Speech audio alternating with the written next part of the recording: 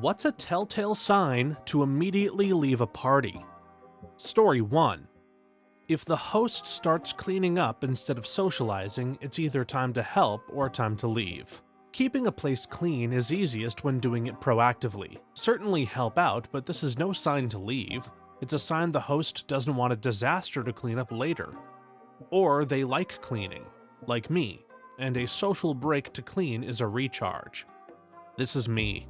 I have an open plan house, so once we're done eating, I clean plates and load the dishwasher. It's not a sign to leave, it's that I don't want to look at a mountain of plates, and I definitely don't want to do it at 11 p.m. when people leave. I want to sit and relax too, so I tidy as I socialize. This is not always the case. When my friends or I are hosting parties, we will run through the house with bags to bin cans, bottles, or rubbish. It takes 5 minutes and the place is cleaner, so we can relax and have less to clean at the end of the party. Story 2. A group of males that no one really knows shows up. If you're throwing a widely advertised college party and you don't have someone manning the door, it will invariably flood with random dudes. Back in the day, I lived in one of the college houses notorious for having good parties but not super frequently. And the one I was there for was nuts. We literally had to tell the entire basketball team and all of their friends they couldn't come in, and they tried to just force their way in and it almost got bad. Ha, that was my rugby team fighting off the football team. After a couple ended up in the hospital, we got a reprimand from the school a few days later. We weren't allowed to interact with the football team anymore. We had never invited them and repeatedly told them they weren't welcome. Needless to say, we didn't have any more issues after that. Truth. I was in a fraternity in college, the last thing I ever expected I'd do growing up. That was known to be the party house on campus. It was a small tech school, so it wasn't an animal house, but the 4-story house and basement would still get filled up with our drunk and/or stoned asses. Campus security looked the other way for the most part because they at least knew where the wasted kids were those nights, and that collectively we usually kept a good eye on our guests. Eventually, really shady folks will find your party though, and we finally got in trouble after kids got mugged outside by guests of guests, who happened to be in the Latin Kings. This happened at a house party I was at once. The host was a female and asked who they came with, and they just stared at her and left the room and went into the backyard. It was so creepy. It was 5 or 6 guys and absolutely no one at the party knew them. She ended up calling the police because she was scared to tell them to leave. ETA, they did the same once they got to the backyard, just stood there staring at people after taking beers out of the cooler. The police came and my friend decided to just have the party end at that point, and everyone left. I don't remember how the interaction went between the police and the guys, but I do remember they left without issue. My friend was scared they would come back, so a few of us stayed over to keep her company. She had many more parties after that, and we never saw them again. The same thing happened on my brother's 18th birthday. Very small gathering at our parents' house, just his close mates. Some of them went out front for a smoke and a random group of 3 dudes pulled up trying to get in, claiming they were invited and know the host. My dad and some of my bro's beefer mates had to get them to screw off, and they were not happy about it. Oh girl. We had a small get-together at our house. It was a rental, but the coolest little house on stilts at the end of the dead-end road. Super cool little place. So there's about 9 of us, and we're all like, let's call our other friends and see what they're doing. Maybe they'll come over. There's so much food and booze, and we're all having a great time. I stupidly call an acquaintance and invite her over. I didn't know 2 things. 1, she's currently lounging poolside at a place referred to as Lesbian Lakes. This is not a slur. This is how that community refers to this place.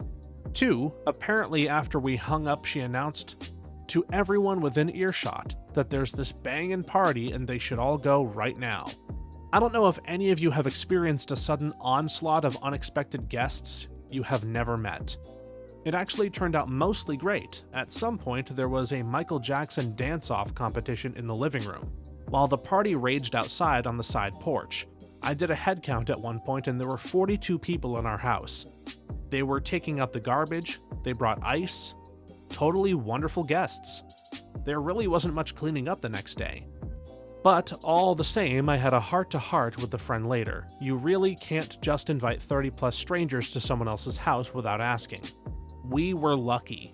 2 Zippos and an Oneida silver bunny spoon that had been in my husband's family for generations disappeared that night, but they were the only casualties.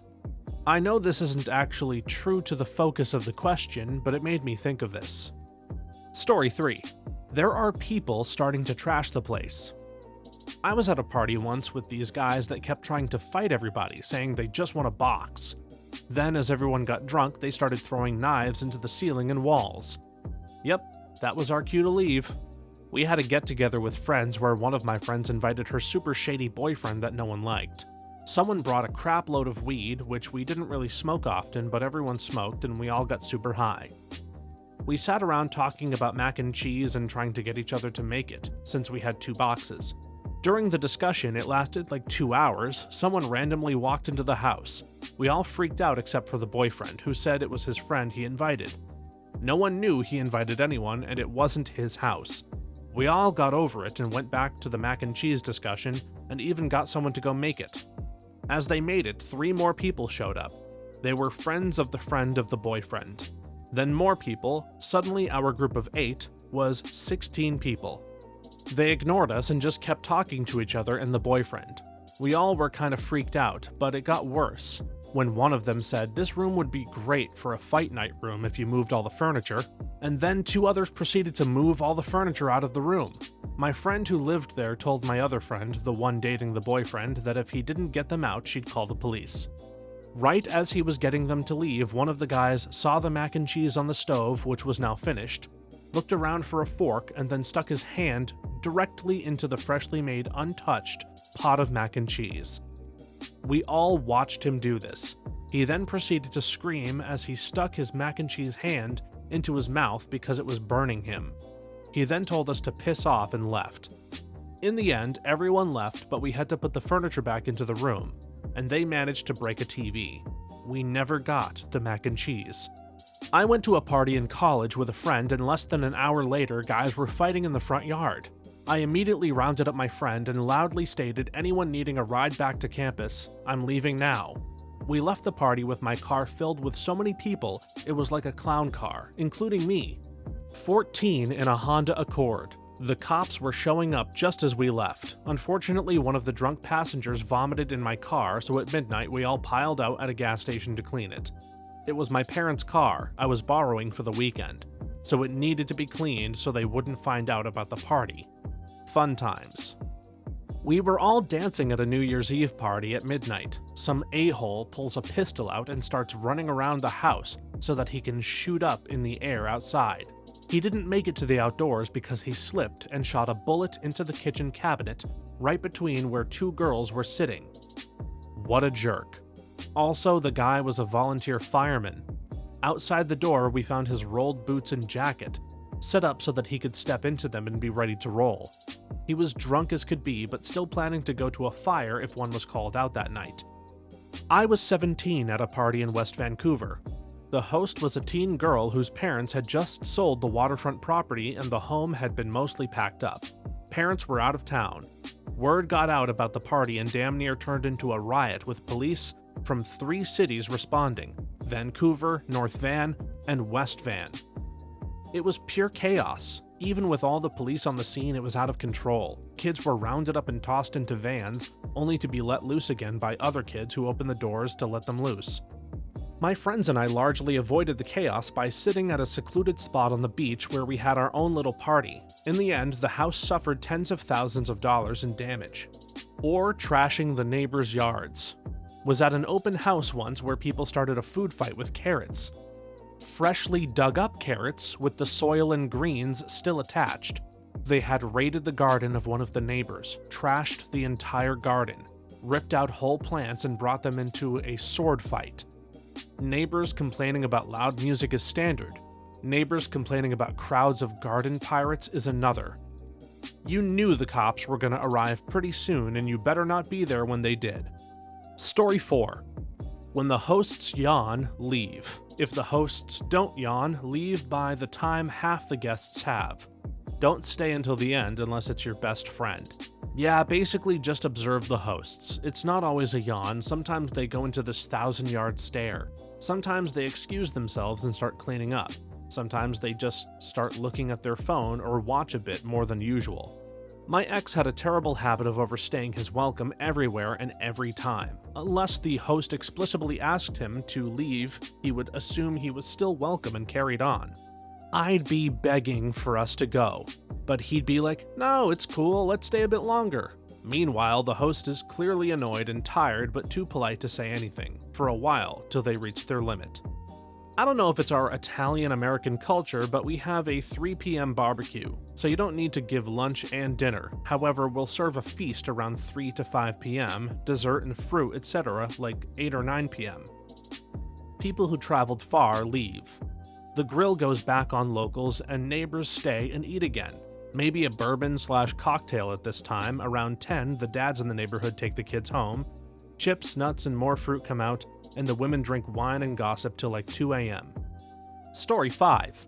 If someone shows off or flashes a weapon of any kind, gun, knife, taser, whatever, just go.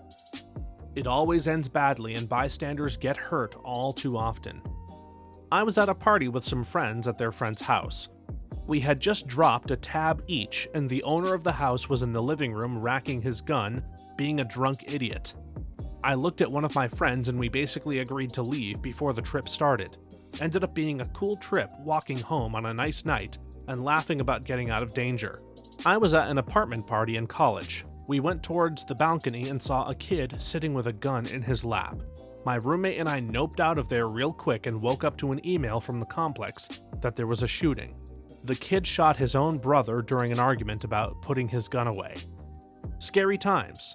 That reminds me of this incident in high school. Had a friend who sold drugs and his little brother was really big on using them.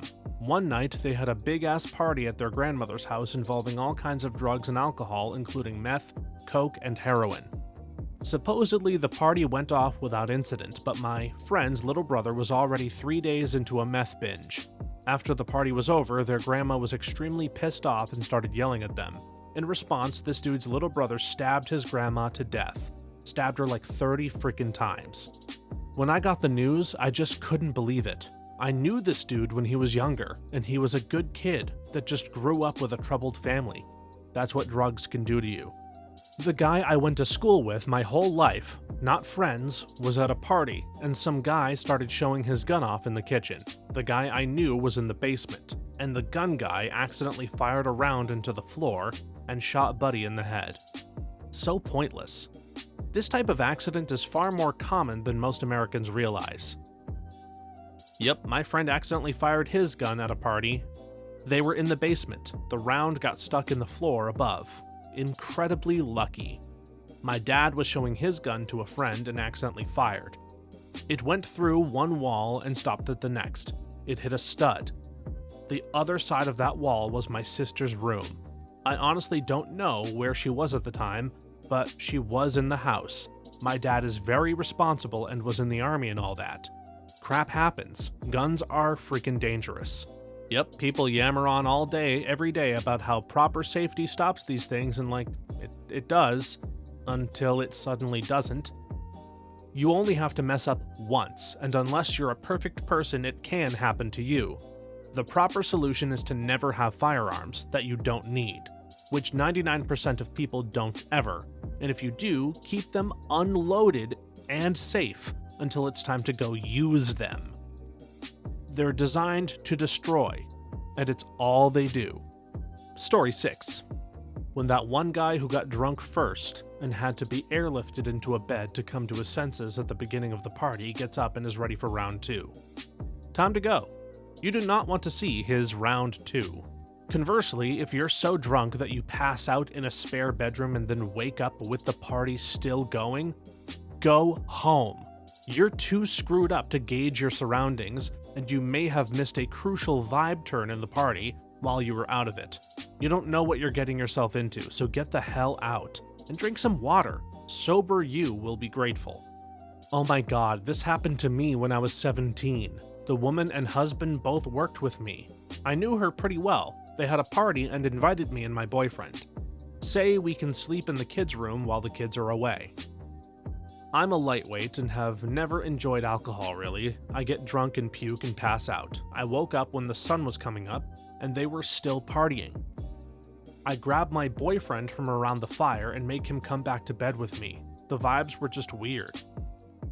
A few hours later, we are laying in this bed, spooning, and I can feel my boyfriend petting my hair, like tucking it behind my ear. It takes a few minutes for my brain to wake up enough to puzzle out how he is on his right side with his arm under me and his other arm around my stomach, but also petting my hair. So I open my eyes and it's this woman's husband petting me while I sleep in his son's bed. Once he saw that I was awake, he started saying things like, "Come upstairs, nobody will know," and just being a complete creep in general. My boyfriend slept through all of it. I got him to go find me a drink and woke up my boyfriend and we dipped out. I agonized for a while about how to tell this woman about what happened, but then like a week later, he hit her so hard she had to have surgery to put her ear back on her head. So I figured she knew how awful he was. I don't sleep over at house parties anymore. Story 7. When the dog gets nervous. I straight up have stopped going to someone's parties because I don't like the way she treats her dog. The dog is an anxious little terrier, so if she's out among the partiers at all, it's either hiding in her human's arms or zooming around the yard. I've tried to engage with the dog, play with the dog, and respond gently and positively when the dog takes interest in me, and her human interrupts us every time, swooping her away and complaining about her anxiety. It's like she doesn't want her dog to socialize, like she's ashamed of her, and maybe also she enjoys the attention from being a poor martyr human to an anxious dog. As an anxious human, it gives me so much ick. Ha, so true. I used to come home from work to find house parties happening almost every weekend. Our dogs loved it. Drunk people throw balls and give scratches. My dogs live for parties. If they get nervous or edgy, we knew it was time to pack up. Story 8. If there is a group of guys who go to the party and do not greet anybody, where they just stand around looking, someone is about to be jumped or shot. Just leave. This happened to me one time, but instead, the group of guys happened to be surprise strippers for the party. Really took a low-key get-together to the next level. Good thing they turned out to be strippers though, as I was just about to cut the tall one with a shard of broken glass. Ah, memories. I remember hanging out with some friends, and a small group of random dudes just walked over maybe 20 feet away and just stood there for several minutes, not talking. We were all weirded out, but made the mistake of not leaving immediately. Turned out it probably wouldn't have mattered, because they were specifically there to kick the crap out of me. Story 9. Are fights breaking out? Time to bounce, ASAP. My brother doesn't drink, but he does like to get physical. I don't like him or invite him to parties anymore because he'll end up showing off his BJJ to someone who doesn't give a crap. He's an adult. No one wants to grapple on marble floors, so he can give his take on UFC matches no one was asking about to that extent. Some moron at a party who didn't know me announced he was gonna choke me out. Cool story, bro. I've been doing that crap for 20 years. But you don't know about it because I don't make it my entire personality. Just something I do a few times a week for fun and fitness. Apparently, someone who did know told him, and he opted to choke someone else out instead. That someone was a nationally ranked boxer who swiftly knocked him the hell out. Idiot. I'll add to that, if a fight starts inside and gets broken up, that's one thing, but if they take it outside, leave ASAP. I left that queue. My friend later told me that the cop showed up and tested everyone for sobriety and it was just bad times. Story 10. In my experience, when someone shares a YouTube video they're excited about, the video is fine, but it inevitably leads to, "Oh, that reminds me of one I saw," leading to an unending chain of people sharing videos, most of the group bored at any given one. The party is over. Now it's just people watching YouTube. Bail.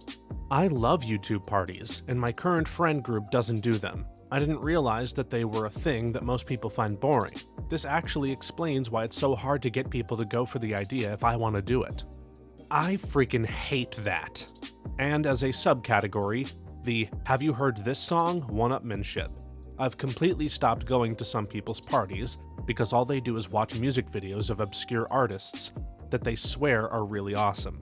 Possibly worse is when they start playing the songs from their crappy cell phone speakers, just stab my ears with an ice pick. I friggin' hate being handcuffed to a YouTube video at any given event, at any point in the event. They just single you out and are like, watch this 6-minute video, while there are people I actually want to have a conversation with around. I've actually gotten really good at setting that boundary. If someone wants to show me a video and it's not just the two of us, I say, send it to me, as many times as it takes. Feels good. Story 11. When that one girl starts drunk crying and making a scene for nothing. Reminds me of the time I got offered liquor by this girl. I told her, nah, I'm good, thanks. That stuff makes people cry. She laughed a little at me and then walked away. Later, she was screaming and crying on the phone with her new ex-boyfriend because she called him to let him know how drunk she was and that she was with a bunch of other guys. The crying did not stop. There was a spectacular version of this that happened when I was in college. I wasn't present, but I heard about it afterward. So, one of the girls, known for being dramatic, even when sober, decided after several drinks to hook up with one of the guys. So, the hookup was bad, the guy never realized it was her first time and how momentous the occasion was, because of course she didn't tell him, and he passed out either during the festivities or immediately afterward. She flipped completely out, several hours of screaming, "It was supposed to be magical, and I got that instead. I totally wasted it, no one loves me." When she was getting no attention and the guy hadn't come out to apologize, still unconscious, she threatened to throw herself off the second-floor deck. Everyone was so done, they just said, "Don't hit the toilet." Yes, there was a toilet in the front yard. It was there when the host moved in, so he just left it there. She climbed down after she realized no one was impressed, and the party broke up after that, and her roommate dragged her back to the dorms. She conveniently didn't remember any of this the next day, but the next time they threw a party, the host refused to serve her alcohol. Story 12. In Syria, social visits begin with juice, then sweets, then at last, after a nice visit, I had Turkish coffee with cardamom. When the coffee comes out, you know to sip and split. In Yemen, coffee is served first. This resulted in a bit of an awkward visit once my Yemeni friends invited new Syrian acquaintances over to visit. Story 13. If your friend or anyone is passed out drunk, put them on their side next to the wall or something that won't let them fall onto their back. If they throw up while lying on their back, they can choke and die. If they're on their side, they just get a little messy. The trick I heard for this is to put a backpack on them that's been stuffed with a pillow or something similar. Apparently the kids call it backpacking. That way they can't stay on their back, thus reducing the likelihood of aspirating vomit. My best friend from my youth died this way. He had moved away and I had lost touch with him, but his mom contacted me years later. We both had the same birthday and he had apparently been partying on our birthday and passed out and choked this way. You hear about it, but it was shocking to have someone I knew go from it, even if we weren't too close anymore. Story 14. Anyone starts crying or locking themselves in the bathroom. Let's go. Cops turn up? Shut your mouth. Is anyone waving around what party favors they've got? This one depends. If you're with only your homies, but if you're with anyone you don't know, bigger get-together/party, etc., GTFO. Gap it if you see that one dude seething in the corner staring at another guy. Stay lucid enough to be aware of your surroundings and what the fuck other people are doing. Man, there was this one couple in college that without fail every single weekend they'd get into a screaming match. The girl would go cry in the only bathroom in the house, he'd eventually follow her in and they'd scream for another 30 minutes. Again in the only bathroom in the house. Then they'd come out and leave together and seemingly be fine until the following weekend. They're married with 2 kids now and he's a cop, the kind of cop that is kind enough to take 3 to 15-minute drives each way back and forth from the bar to the after party to get all his friends there. Even though he is probably the drunkest one, but he knows if he gets pulled over, his buddies in blue will let him off. True story. Cops turn up? Shut your mouth. This is a funnier, less domestic violence story from a college party I went to once. Our school didn't allow actual fraternity or sorority houses, but often a bunch of the kids would rent an off-campus house together and it would become the unofficial fraternity/sorority house. The house had been rented by Sig Tau forever. and the basement was all decked out for parties, like an actual bar built. Walls painted with black light paint. It was awesome. The one and only time I went to a party there, someone yelled downstairs that cops were coming and everyone needs to stop. So the music got shut off, almost all the lights off, and 100 drunk 18 to 20-year-olds were crammed underground trying to be as silent as possible. 10 minutes later, some dude comes down the stairs and screams at the top of his lungs, "Why is everyone so quiet? There ain't no freaking cops!" And I don't know if it's just my hazy drunken memory or if they really planned it this way, probably a 50-50 chance either way, but in my memory, the moment cops left his mouth, all the lights popped back on and the music started blasting again. I wasn't even technically a student when I went to that party. My brother had brought me and I'd start a semester later, so I knew very few people. I'd end up being friends, or at least acquaintances, with so many people who were also at that party though. It was always fun to tell that story and someone be like, "Oh my god, I was at that party." Story 15. If you are the youngest one there by several years, you might have a bad time. There's an exception to this I'm learning as you get older. My wife and I are about 35 years old and have gone to a few parties with my in-laws, yacht club friends, who are all about 50 or 60 plus. And damn, do they know how to have a good time. Conversely, if you and the person who invited you are the oldest there, you should probably leave. Specifically speaking, in my mid to late 20s, I'd get invited to parties by friends. Most of the time it was great and I ended up making plenty of new friends and had a great time. A couple of times it turned out to be a college party. Kids in the 18 to 20 range. Got the heck out as soon as it was apparent. As an adult, you have no business partying with kids.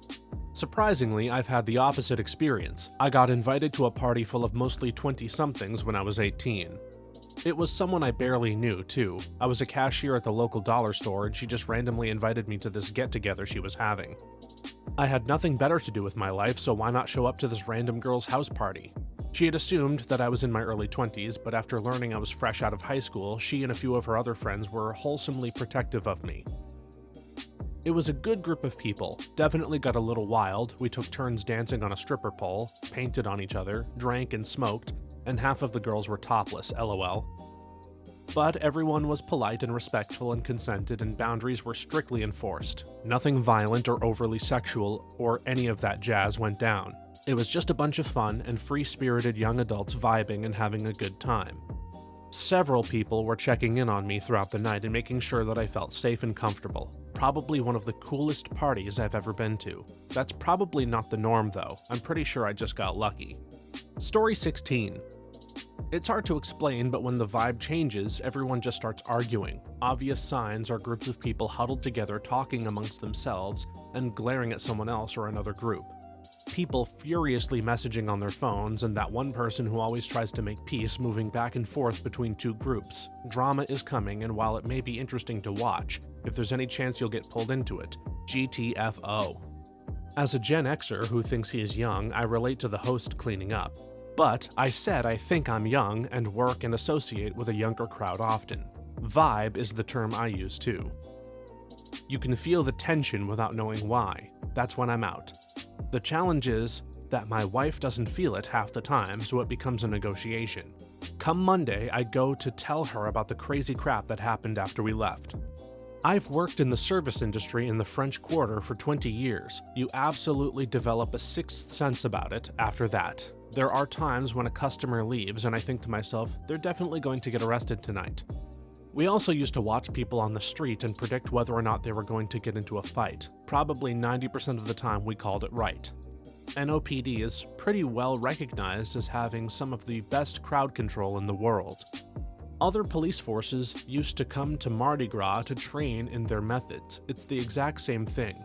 They can look at a crowd and see the one guy who's going to cause a problem, and then they just stick to him until he does and move in quickly. That's how you keep things from getting out of control. Story 17. Cocktail parties arrive on time or within 15 minutes, and it's over in 2 hours. Dinner parties arrive on time and it's over in 2 to 3 hours, depending on how fast things go, how many courses, etc. Late night hangouts / nightcaps after an event 1 to 2 hours max, and definitely leave if the host appears tired or starts cleaning up. All those rules go out the window when drugs are involved. Refer to the other replies in those cases. But more generally, once the first person leaves, if they aren't obviously leaving early for an emergency or something, typically there's a wave of people leaving, which is when it's polite to leave. If you're a close friend and the host asks you to stay a little bit longer, then roll up your sleeves and help clean up, and then leave when your part of the cleaning, drying the dishes or moving chairs or whatever, is done. And for the love of God, remember that someone lingering is either an idiot or an FWB who is waiting for you to get the fuck out. Don't be an idiot, and don't cock-block the friends with benefits situation. Story 18. I am gone as soon as I see anyone who appears to be under 21, not only because I don't want to be involved with giving alcohol to minors, but also because I'm at an age in which there is nothing that I have in common with a 20 or under-year-old. My roommates had an end-of-term house party during college. It was pretty low-key. We would definitely not be on the murder party list, LMAO, but one group of girls who I think were friends of friends, I don't remember how they ended up there, just that they were someone else's friends. And I didn't know them well. Anyway, my roommate and I were chatting with them in the living room, and one of the girls was hitting on my roommate. She was obviously younger than us. Our house was older college students, so we were all like mid-20s versus 21 to 22. But we thought it was more like 19 to 20. He was humoring her, but she said something that made us realize this girl was young, like in high school, like under 18.